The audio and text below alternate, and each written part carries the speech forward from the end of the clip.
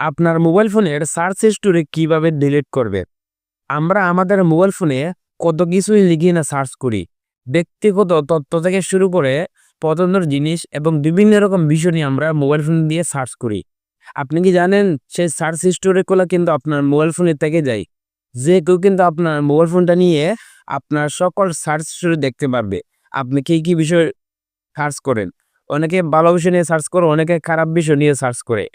তো এখনই আপনি সেই সার্চ হিস্ট্রি গুলা ডিলিট করেন। যদি কেউ দেখে ফেলে এতে কিন্তু আপনার মান-সম্মান যাবে।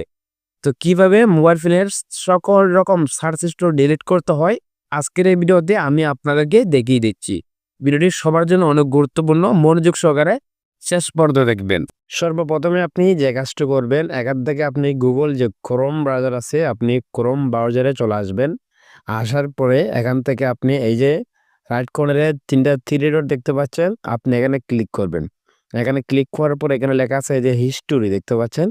এই হিস্টোরিতে আপনি ক্লিক করবেন। ক্লিক করার পরে এখান থেকে দেখতে পাচ্ছেন আপনি যে বিষয় লিখে আপনি সার্চ করেছেন প্রত্যেকটা সার্চ হিস্টোরি এখানে দেখতে পারবেন। এখান থেকে এরকমভাবে ক্রস এখানে ক্লিক করে আপনি সার্চ হিস্টোরিগুলো ডিলিট করে দিবেন। ঠিক আছে? এরকমভাবে ডিলিট করবেন। আর যদি বেশি হয় তাহলে এখানে লেখা আছে ডিলিট ব্রাউজিং ডাটা, এখানে ক্লিক করবেন।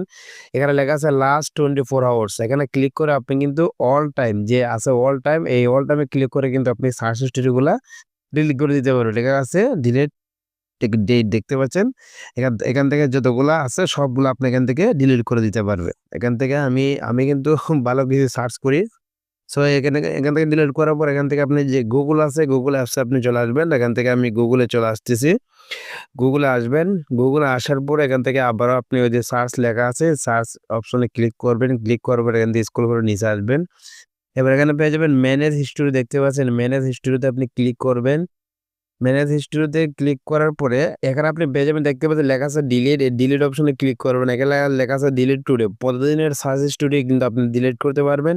এখানে লেখা আছে ডিলিট অল টাইম। ঠিক আছে? ডিলিট 18 মাসেরটা কিন্তু ডিলিট হয়ে যাবে। এরকমভাবে সকল সার্চ হিস্টোরি আপনি ডিলিট করে দিবেন।